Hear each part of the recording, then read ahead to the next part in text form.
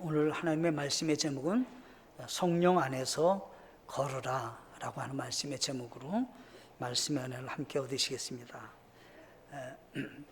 갈라디아서 5장은 크게 둘로 이렇게 나눠진다 이렇게 볼 수가 있습니다.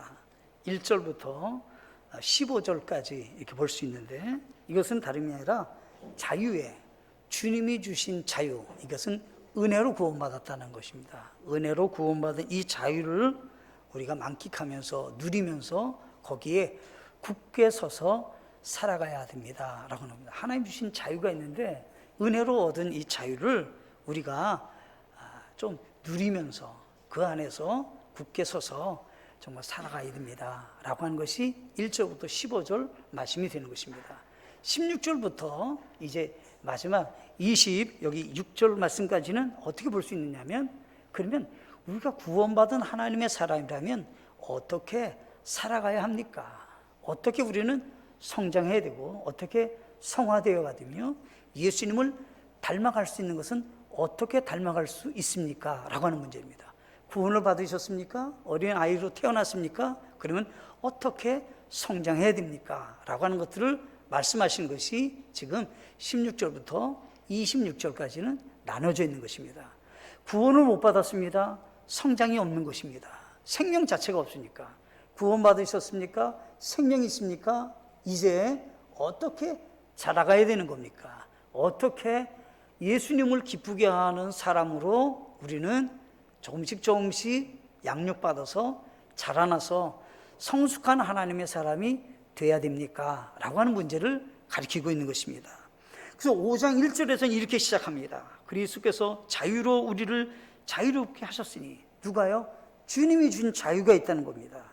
그 자유의 안에 굳게 서고 다시 속박의 멍에를 매지 말라. 내가 맨다고 해서 매지는 건 아니지만 내가 이 세상을 속박 가운데 살 수 있다는 거예요. 왜? 이미 우리는 자유인이 됐는데 스스로 속박을 해갖고 내가 멍에를 뒤집어 씌우고 내가 스스로 고생한다는 거예요. 그러니까 이렇게 살면 안 됩니다. 우리는 진리의 말씀을 아셔야 되고 주님 안에서 얻어진 자유, 주님이 주신 선물이 무엇인지를 아셔야 됩니다 라고 하는 문제인 겁니다. 출애굽기 21장 21절로 2절로 6절에 보면 종과 주인의 관계가 구약시대 때 있었던 사건을 성경에서 언급하면서 자유인이 되는, 종이 자유인이 되는 것으로 성경은 가르쳐주고 있습니다. 만약에 어떤 사람이 이제 종이 됐습니다. 그러면 그 사람은 6년을 섬기라는 겁니다. 그 7년째 되면 해방이라는 거예요. 근데 7년 갖고 모자라요. 말하자면 이 사람은 너무 심해. 그래서 언제까지 가야 되냐면 그 사람은 희년 50년이 되면 완전 해방이에요. 그거는 모든 조건과 모든 자격이 다 무너지는 거예요. 50년째 되는 때는. 그러니까 7년째 되면은 이것은 그냥 가능하면 다 해결해라. 그래서 그냥 6년까지는 섬기고 종이라도 7년째 되면 나가라.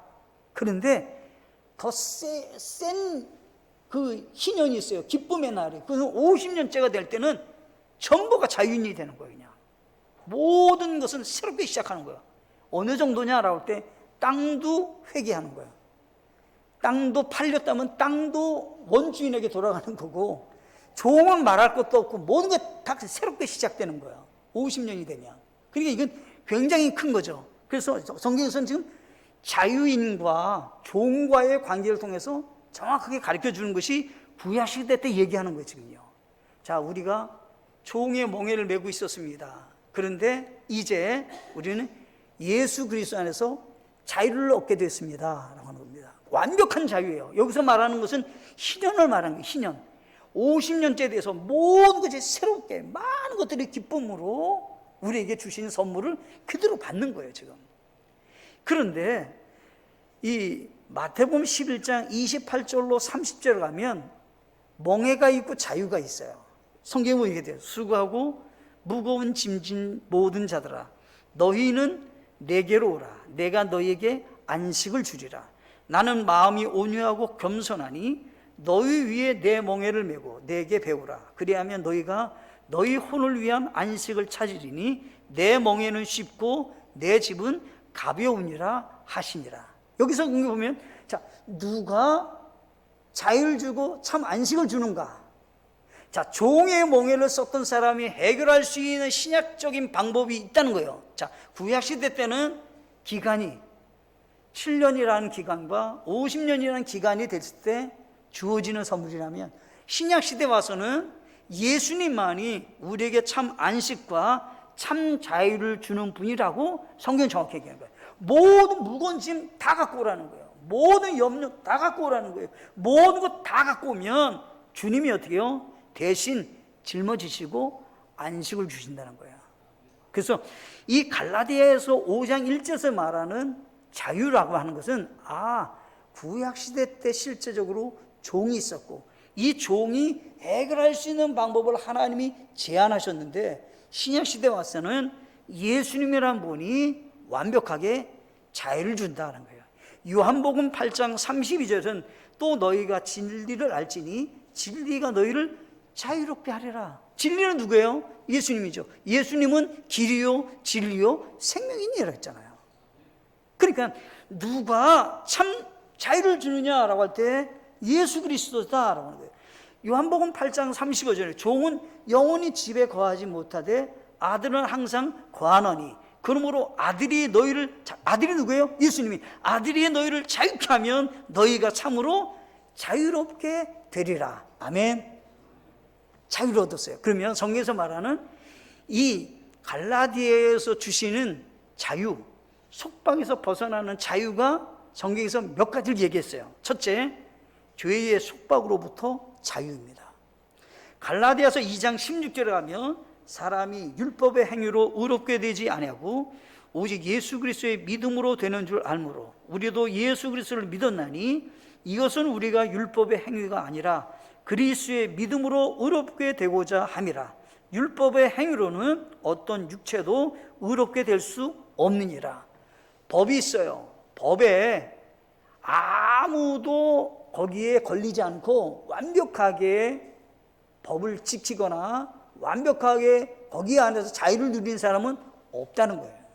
그래서 성경에서는 어떤 사람도 율법의 행위로 의롭게 되지는 못한다. 그냥 정의를 딱 내렸어요. 어떤 사람도 성경에서 말하는 법 앞에서 의롭게 될 사람이 있느냐? 아무도 없다는 거예요. 그러면 의롭게 될 수 있는 사람이 어떤 사람이냐라고 할 때 우리 주 예수 그리스도를 믿음으로 의롭게 된다는 거예요. 왜냐하면 예수 그리스도께서 우리의 모든 죄를 사하셨기 때문에 그것을 믿으면 의롭게 된다는 거예요.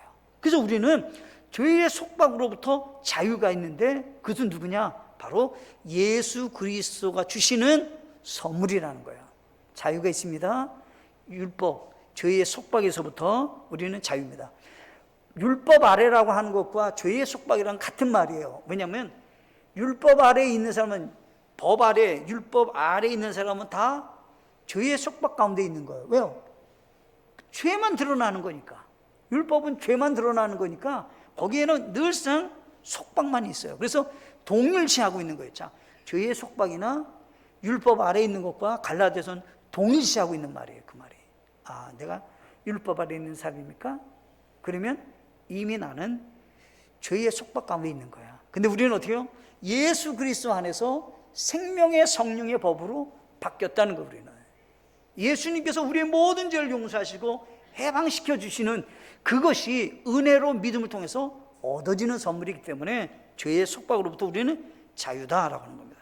두 번째 자유가 있어요. 어떤 자유가 있냐면 죄의 형벌에서부터의 자유입니다. 갈라디아서 3장 13절부터 보면 이렇게 되어 있습니다.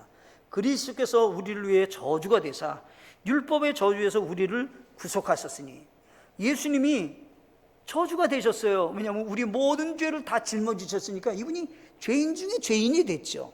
그래서 이분이 어떻게 해요?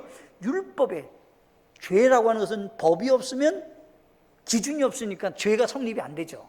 그러니까 예수님께서 우리 모든 죄를 짊어지셨는데 어디에 근거로 해서 했냐면 율법의 기준에서, 율법의 저주에서 그분이 저주를 받고 죽으셨다는 거예요. 근데 죽는 이유가 뭐냐면 우리를 구속하셨다는 거예요. 기록된 바 나무에 달리는 모든 자는 저주를 받았느니라 하였느니라.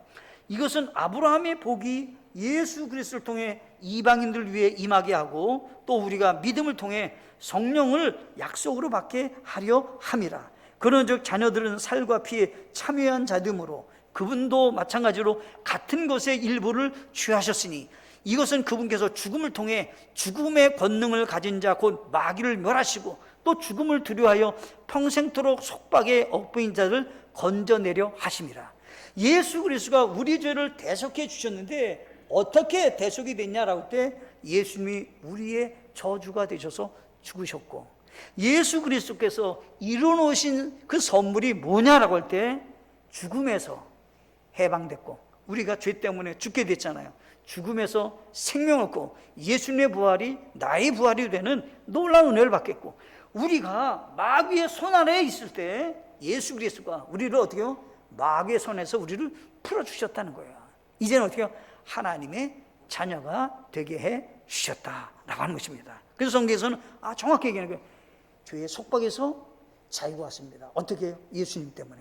죄의 형벌에서부터 자유가 됐습니다. 예수님 안에서. 또 한 가지가 있어요. 죄의 사함으로부터 감사와 응답하는 자유입니다. 보세요. 내가 죄의 사함을 받았어요. 그럼 어떻게 해요? 감사하잖아요. 그거 함께 어떻게 해요? 자유가 찾아오는 거예요. 죄가 있지만 이제 예수 그리스도 안에서 어떻게 해요? 죄가 사함을 받게 되는 거예요. 예수님의 역할이 그런 역할을 하시는 거예요, 지금요. 그래서 예수님이라는 분이 그런 일을 하는데 갈라디아서 3장 13절에서 이렇게 했어요.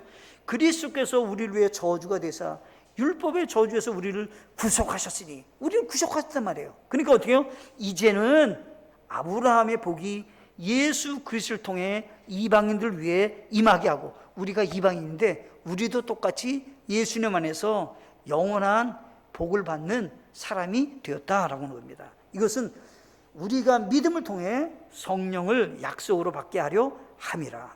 에베소서 1장 7절에서는 그 사랑하는 자 예수님 안에서 예수님 안에서 우리가 그분의 풍성한 은혜에 따라 그분의 피를 통해 구속 곧 죄들의 용서를 받았도다. 앞으로 받겠다는 게 아니에요. 이제 용서를 받았도다. 예수님께서 우리의 모든 죄를 사해 주셔서 죄사함 받게 했기 때문에 예수님 안에서 감사가 있고 응답의 기쁨이 자유로 찾아온다라고 하는 것입니다. 로마서 3장 24절에 가면 이렇게 되어 있습니다. 그리스도 예수님 안에 있는 구속을 통해 하나님의 은혜로 값없이 의롭게 되었니라. 우리가 어떻게 구원받느냐면 은혜로 구원받아요. 은혜로. 은혜는 값없이 왔지만 우리가 값없이 받는 거지만 거기에는 엄청난 가치가 있는 겁니다. 어떻게요? 예수님의 생명이 우리의 죄값을 위해서 지불되는 겁니다. 이거는 다른 돈으로는 비교할 수 없는 값이 예수님의 생명이 바쳐지는 거예요. 이거는 세상에 어떤 금이나 은이나 다이아몬드 이거 비교할 수 없는 거죠. 예수님의 생명이 바쳐져서 우리를 의롭게 하시는 겁니다. 그래서 예수님 안에 있는 구속을 통해 하나님의 은혜로 값없이 의롭게 된다가 아니라 되었다라고 하는 것입니다. 또 성경에 보면 이렇게 되어 있습니다. 요한복음 10장 28절로 29절에 가면 이렇게 되어 있어요. 내가 그들에게 영원한 생명을 주노니 그들이 결코 멸망하지 않을 것이요 또 아무도 내 손에서 그들을 빼앗지 못하리라. 그들을 내게 주신 내 아버지는 모든 것보다 크심에 아무도 내 아버지 손에서 능히 그들을 빼앗지 못하리라. 자, 이런 얘기입니다. 우리가 하나님의 자녀가 됐습니까? 예수 믿고 구원받았습니까? 그러면 내 구원을 내가 지켜야 되는 겁니까? 라고 할 때 아니라 이제는 하나님 아버지가 나를 지키신다는 거예요. 아이가 태어났습니다. 근데 그 아이는 엄마 이름도 몰라요. 태어나갖고 아버지 이름도 몰라요. 자기 이름도 몰라요. 자기 생일도 몰라요. 어디 사는지도 몰라요. 근데 누가 아냐면 부모님이 알아요. 그 아이를 누가 아냐면 부모님이 아는 거예요. 하나님 똑같이 얘기하는 거예요. 너가 너를 지키는 것은 불가능하지만 내가 너를 지켜주는, 그래서 내 손에서 빼앗을 자가 없다, 이 말씀하고 있는 것입니다. 그리고 내가 다른 어떤 사람보다 크신 사람이기 때문에 아무도 내 손에서 빼앗을 자가 없다 말씀하고 있는 것입니다. 감사하시나요? 그래서 죄사함의 이 자유를 만끽하셔야 되는 겁니다. 내가 이제 어떻게 하면 죄 지면 어떻게 할까? 지옥 가는데 아니에요. 지옥은 안 가지만 죄 지면 안 되죠. 죄 지면 하나님께 회개하고 바로 서야 되는 겁니다. 그런데 지옥 간다는 것 갖고는 개념이 다르다 이 말이에요. 그래서 이제는 어떻게 해요? 성화돼 나가야 된다는 겁니다. 예수님을 닮아가야 된다 이런 얘기를 하는 겁니다. 세 가지가 있습니다. 오늘은 성령 안에서 우리가 어떻게 우리가 걸어갈까? 걷는다는 말은 어떻게 성령 안에서 행해야 됩니까? 이런 얘기예요. 우리가 성령 안에서 행해야 됩니다. 그러면 어떻게 우리가 걸어가야 됩니까? 라고 하는 겁니다. 성경에서는 이렇게 말씀하십니다. 첫째가 우리가 성령 안에 거할 때 육신의 욕심이 아니라 성령 안에서 행하여야 합니다. 이런 얘기예요. 우리가 성령 안에 거하게 되면 육신의 욕심 가운데 사는 것이 아니라 내 안에 성령님이 인도하는 대로 내가 행하게 된다 이런 얘기를 하는 거예요. 지금요. 이런 얘기예요. 우리에게는 두 가지 성품이 존재하고 있어요. 예수 믿고 구원받았어요. 근데 하나의 성품은 예수 믿기 전에 우리가 죄의 성품, 옛 성품이 우리에게 그대로 있는 거예요. 또 하나 성품이 있어요. 예수 믿고 구원받았어요. 이제는 하나님의 성품, 성령의 성품이 우리에게 있는 거예요. 두 가지가 존재하고 있어요. 성경에 보면 베드로를 불러요. 예수님이 베드로 부르는데 뭐라고 하냐면 시몬 베드로야 이렇게 불러요. 시몬은 예수님을 알기 전에 이름이 시몬이에요. 예수님 만난 다음에 이름이 베드로예요. 그래서 예수님은 시몬 베드로야 이렇게 불러요. 그게 뭐냐면 두 성품이 존재하고 있다는 거예요. 내가 예수님 믿었기 때문에 완벽하게 이 육신의 옛 성품이 우리에게 없냐? 아니에요, 있어요.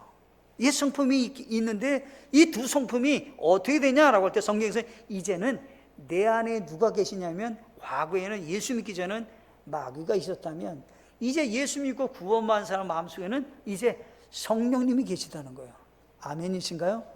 예수 믿고 구원받으면 구원받은 사람의 증거로 성령님이 내 안에 계시는데 이 성령님이 내 안에 있는데 갈라디아서 보면 똑같이 얘기했어요. 갈라디아서 4장 6절에서는 너희가 아들임으로 하나님께서 자신의 아들의 영을 너희 마음속에 보내사 아바 아버지라 하고 부르짖게 하셨느니라. 갈라디아서 정확히 뭐냐면 너가 이제는 예수 그리스도를 믿고 구원받으면 아들이 됐고 그 아들의 영이 너희 마음속에 있다. 그래서 이제 하나님을 어때요? 아바 아버지라 부를 수 있는 관계가 됐다 이런 얘기예요. 아멘이신가요? 자, 이게 중요한 얘기입니다. 자, 이제는 성령이 하나님이 내 안에 계십니다. 하나만 더 정리해 보겠습니다. 성령 하나님이지 하나님 밑에 예수님, 예수님 밑에 성령 아닙니다. 그렇게 생각하면 큰일 나는 거예요. 성부 하나님, 성자 하나님, 성령 하나님이십니다. 이분은 삼위일체 하나님이십니다. 아멘이신가요? 이런 신앙을 갖고 있죠. 자, 그러면 보세요. 내 안에 성령 하나님이 계신다는 얘기는 이제는 나무로 얘기한다면 나무가 바뀌었다는 거예요. 나무가. 이 나무가 성령의 열매를 맺을 수 있는 나무가 됐고 과거에는 사탄이 내 육체를 지배하니까 이게 죄의 열매를 맺게 되는 그런 존재가 내가 됐었다는 거예요. 이제는 성령 하나님께서 내 안에 내주해서 이제 성령의 열매를 맺을 수 있는 사람이 자연스럽게 됐다는 거예요. 사과나무가요, 그냥 사과나무를 맺지 않으려도 저절로 사과나무 맺어요. 제가 수박 맺기가 어려운 거지 사과나무가 사과 맺기는 쉬운 거예요. 저절로 맺어지는 거예요. 사과나무니까 사과, 감나무는 그냥 감을 저절로 맺는 거예요. 이게 다른 걸 맺게 하려니까 여러 가지 방법을 쓰는 거예요. 내 안에 성령님 계시면 성령의 열매가 맺어지게 된다는 거예요. 그런데 이 옛 성품과 우리의 성령 하나님의 성품과 어떻게 하냐면 계속해서 마찰을 빚는다는 거예요. 나는 내 속에 예수 믿고 구원받고 나면 성령 하나님이 나를 인도하는 대로 따라가려고 하는데 내 육신은 잘 안 따라요. 안 따라요. 그러니까 성경에서는 이게 서로 대적한다 알라는 거예요. 대적한다. 그럼 어떻게 해요? 대적하니까 이 육신의 소욕 가운데, 이 욕심 가운데 살지 말고 성령의 인도 가운데 살아가야 된다라고 하는 겁니다. 이제는 육신의 욕심대로 사는 사람이 아닙니다. 이제는 자기 고집대로, 자기 감정대로, 자기 계획대로 사는 사람이 아닙니다. 이제는 어떻게요? 하나님이 원하시는 대로, 하나님이 기뻐하는 대로, 하나님께서 우리를 인도해서 하나님의 뜻을 이루기를 원하는 것으로 우리는 살아가야 된다라고 하는 것입니다. 아멘이신가요? 그것이 성경에서 말하는 성령에 거하는 사람이라는 거예요. 성령과 함께 동행하는 사람이다, 이런 얘기를 하는 겁니다. 그러면 성령과 함께 동행한다는 말은 다른 성경에서는 이렇게 표현을 했습니다. 골로새서 3장 16절에 하면 그리스도의 말씀이 너희 속에 모든 지혜로 풍부히 거하게 하여 시와 찬송과 영적 노래로 서로 가르치고 훈계하며 너희 마음속에서 은혜로 주께 노래하고 또 너희가 말이나 행위로 무엇을 하든지 모든 것을 주 예수님의 이름으로 하며 그분을 힘입어 하나님 곧 아버지께 감사를 드리라. 자, 두 개가 지금 있어요. 하나가 뭐냐면 성령의 인도함을 받는 것은 에베소서 5장 18절로 21절 말씀이에요. 제가 읽어보겠습니다. 술 취하지 말라. 거기에는 과도함이 있나니 오직 성령으로 충만하라. 시와 찬송가와 영적 노래로 너희 자신에게 말하며 너희 마음속에서 주께 노래하고 선율을 만들며 모든 일로 인해 우리 주 예수 그리스도의 이름으로 항상 하나님 곧 아버지께 감사하고 하나님을 두려워하는 가운데 서로에게 복종하라. 에베소서 5장 18절로 21절에서는 성령 충만할 때 나타나는 특징이 기록되어 있습니다. 똑같이 골로새서 읽었던 말씀이잖아요. 거기에는 그리스도의 말씀이 충만할 때 나타나는 특징과 동일하다는 거예요. 그러면 성령 충만해서 성령의 인도함을 받아요 라고 하는 것은 말씀에 순종하고 말씀대로 순종합니다, 따라갑니다 라고 한 것과 동일하다, 이런 얘기예요. 그러니까 성령의 인도함을 받는다라고 하는 것은 말씀에 순종하고 말씀대로 행합니다 하고 동일하다는 생각을 꼭 기억하셔야 되는 거예요. 나는 성령의 인도함을 받기를 원해요. 그러면 말씀을 보셔야 되는 거예요. 말씀에서 나를 어떻게 인도하고 계시는가, 말씀에서 나를 어떻게 지시하시는가, 어떻게 하나님의 말씀에 따르기를 원하시는가를 하나님이 입각해서 말씀으로 우리는 따라가야 된다는 거예요. 아주 신비한 것으로 생각하면 안 돼요. 성령 충만, 뭐 신비한 게 황홀하게, 뭐 그게 아니라 말씀으로 찾아온다는 거예요. 말씀을 알면 성령의 인도함을 받을 수 있고요, 말씀 가운데 내가 순종하려고 하면 성령의 인도함을 받을 수 있다. 내가 성령의 인도함을 받기를 원해요? 말씀대로 살아야 된다, 이런 얘기예요. 아주 신비스러운 게 아니에요. 황홀한 거 아니에요. 그래서 성경에서는 구체적으로 얘기했어요. 여러분들의 입술에 감사가 있나요? 성령에 충만한 겁니다. 감사가 없나요? 성령에 충만함이 없습니다, 이런 얘기예요. 자, 나를 다른 사람이 주장하게 합니다. 나를 복종케 합니다. 그러면 내가 성령의 인도를 받는 거예요. 내가 절대적으로 나는 누가 나를 갖다가 잡을 수 없고 누가 나를 다스리지 못하고 나는 절대로 복종하지 않아요. 그럼 어떻게 해요? 나는 성령의 인도나 말씀 인도를 안 받는다, 이렇게 생각해요. 성경에서 뭐냐면 하나님을 두려워하는 가운데 서로 복종하라 그랬잖아요. 복종은 누가 하는 거냐면 예수 믿고 구원받은 다음에 이제는 내가 내 뜻대로 아니라 주님의 뜻대로, 다른 사람에게 어떻게 사랑을 실천하고 다른 사람을 낮아져서 겸손하게 그 사람을 높여드리려니까 복종이 어려운 거예요. 그러니까 성경에서는 성령의 충만함과 말씀의 충만함이 있을 때 나타나는 특징이 뭐냐라고 할 때 실제적으로 내 인격의 생각 속에서 복종의 삶이 나타나는 거예요. 또 한 가지가 있어요. 부부 사이를 얘기했죠. 성경에서는 부부 사이가 이런 거죠. 남편은 아내를 사랑하면 성령의 인도함을 받는 거예요. 어떻게 사랑해야 되냐? 자기 몸을 천부를 내어주듯이 희생하고 섬기면 남편이 성령 인도함을 받는 거예요. 말씀대로 순종하는 거예요. 근데 밖에 나가서는 남편이 후인이야, 돈도 잘 쓰고 아주 멋쟁이야, 집에 오면 돈도 하나도 없어, 다 써버려가지고 이거 성경적으로 맞지 않는다는 얘기를 하는 거예요. 지금요. 성경에서는 그 성령 충만 아닌 거예요, 이 사람. 말씀대로 사는 게 아닌 거예요. 자기 집도 지금 어려운데 무슨 밖에 나가서 호인이니 돈을 푼푼 쓰니 이렇게 해갖고 저 사람은 사람들에는 참 좋은 사람이라고. 이거는 하나님이 기뻐하는 거 아니에요. 말하자면 그렇다는 거예요. 그래서 성경 보면 남편들아 아내를 사랑하는데 어떻게 사랑하냐? 자기 전부를 내어주셔서 그 아내를 어떻게든지 섬겨주고 그 아내를 조금이라도 도와주고 어떻게든지 기쁘게 하려고 하는 마음을 갖는 것이 성령 충만함이다. 그러니까 가정생활이 달라진다 이런 얘기를 하는 거예요. 그 아내는 어떻게 하냐? 내 남편이 최고로 생각하는 거예요. 내 남편이. 그래서 성경 보면 경외한다 이런 얘기예요. 남편을 내가 존경해요? 경외해요? 그럼 성령 충만인 거예요. 우리 남편은 형편없어요. 다른 남편은 돈도 못 벌어와요. 얼굴도 잘생기지 않았어요. 키도 작아요. 그러면 성경에서 말하던 그건 말씀 충만이 아니라는 거예요. 성령 충만이 아니라는 거예요. 내 남편이 최고입니다. 왜요? 성경 보면 어때요? 내 남편을 주로 여겼다는 거잖아요. 내 남편을 어떻게 해요? 더 나보다 훨씬 나은 사람으로 존경한다는 거예요. 존경은 뭐예요?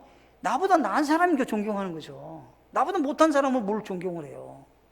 그러니까 성경에서는 가정생활이 바뀐다 이런 얘기를 하는 거거든요. 우리가 성령 가운데서 거합니까?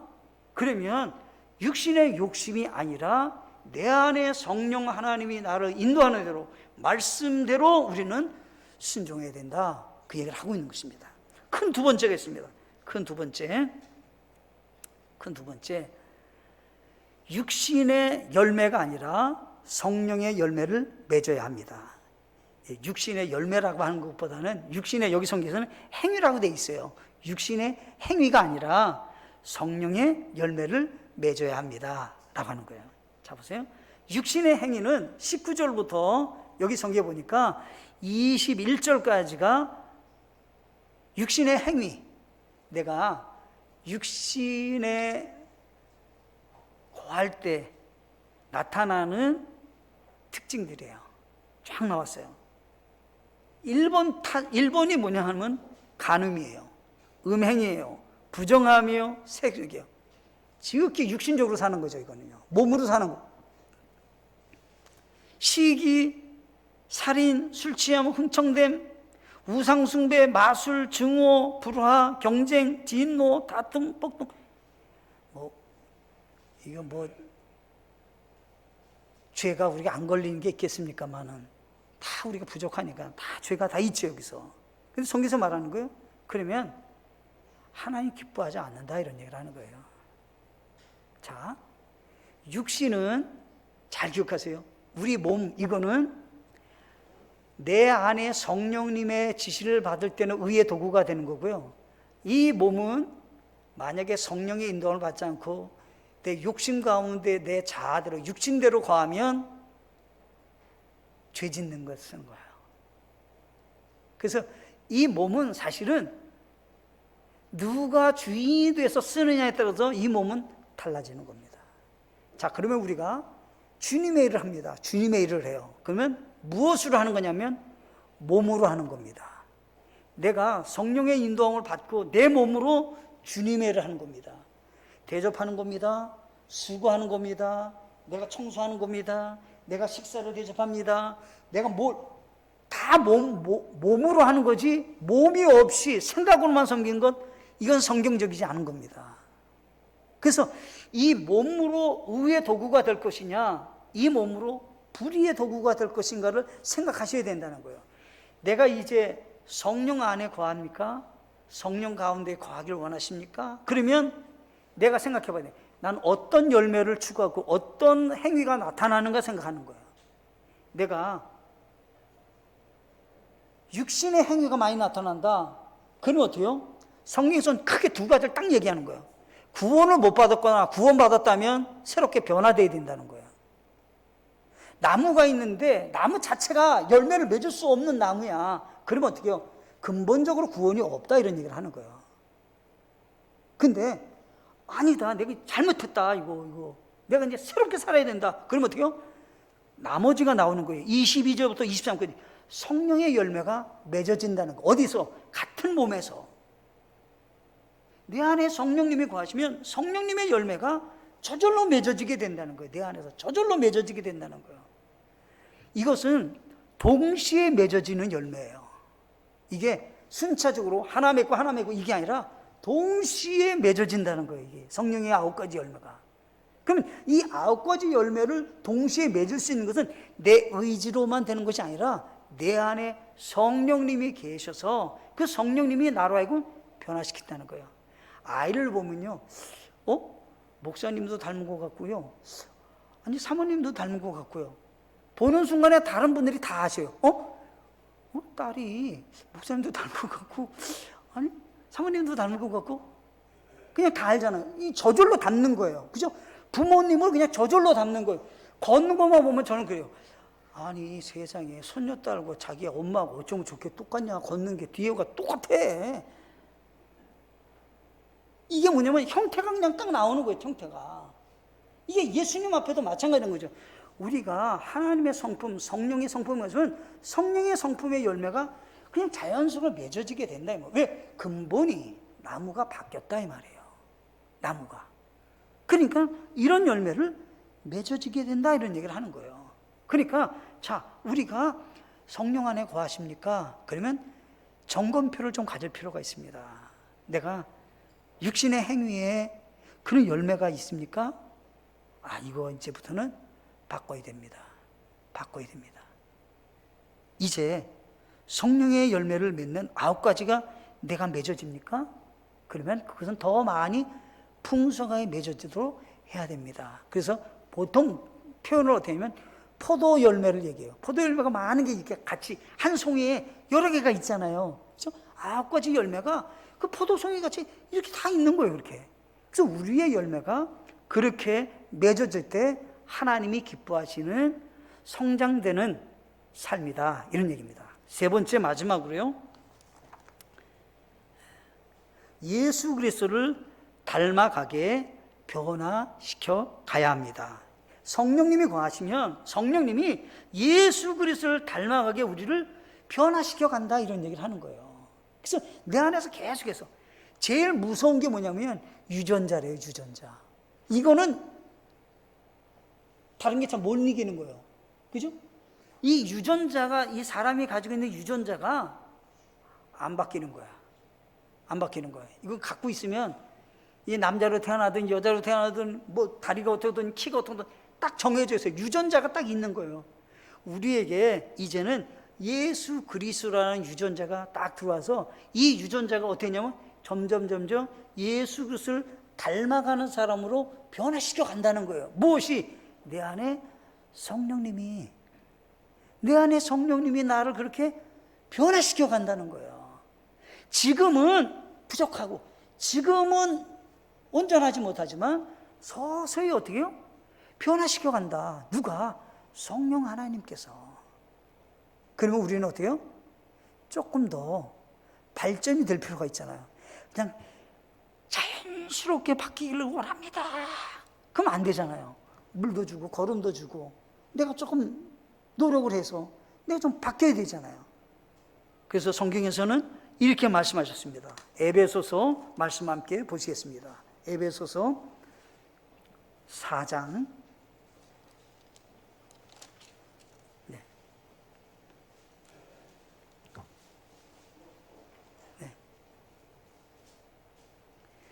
13절 말씀 함께 읽겠습니다. 에베소서 4장 13절. 네. 같이 읽겠습니다. 시작. 마침내 우리가 다 믿음과 하나님의 아들을 아는 것에서 하나 되어 완전한 사람에 이르고 그리스도의 충만하심에 장성한 분량에까지 이르리니. 아멘.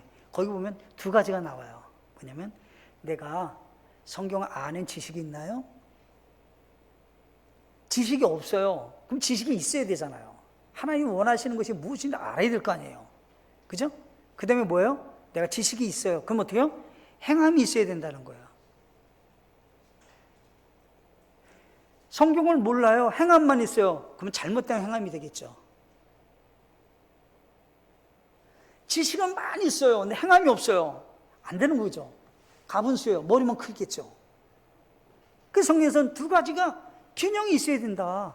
아는 지식과 함께 행함이 있어야 된다. 그래서 어떻게 해요? 그리스도의 충만한 장성한 분량까지 이르러야 된다. 어떻게? 예수 그리스도까지, 예수님이야, 이 정도까지 돼야 된다, 이런 얘기를 하는 거죠. 우리가 성령의 인도함을 받고 성장하고 변화됩니까? 성령님은 내 안에서 계속해서 일하실 것입니다. 그래서 가끔 그런 말이 있어요. 나는 원래 야생마 기질이 있습니다. 예수님 안에서는 이거 그냥 고쳐줘야 되는 거구나. 야생마 기질 안 되는 거야. 이렇게 생각하셔야 되는 거야. 나는 원래 개성이 있어서요. 아니에요. 예수님 안에 있으면 온유하시고 겸손하시고 예수님 안에서는 부드럽고 그러셔야 되는 거예요. 근데 예수 믿기 전이나 예수 믿고 난 다음에 이게 잘 안 되잖아요. 근데 예수님 안에서는 변화되어야 되는 거예요. 내가 조금 부드럽게, 조금 온유하게, 좀 겸손하게 내가 이렇게 살아야 되겠다. 이게 뭐냐라고 그래요. 성경에서는 성령의 열매 가운데 나타나는 특징이다, 이 말이에요. 그래서 우리는 예수님 안에서는 조금 예수님과 같이 닮아가는 사람이 되셔야 된다라고 합니다. 오늘은 5장 말씀을 같이 상고했습니다. 갈라디아서 5장 16절로 26절로 생각했거든요. 근데 거기서 중요한 부분이 있어요. 나는 이제 예수 그리스도 안에서 어떻게 해요? 십자가에 못 박혔다라고 하는 거예요. 내가 어떤 존재냐? 이제 나는 결론을 딱 내리는 거예요. 이 갈라디아서 5장에서는 결론을 딱 내리는 거예요. 어떻게 결론 내냐면 이렇게 되어 있어요. 24절. 그리스도께 속한 사람은 애착들과 정욕들과 함께 육신을 십자가에 못 박았느니라.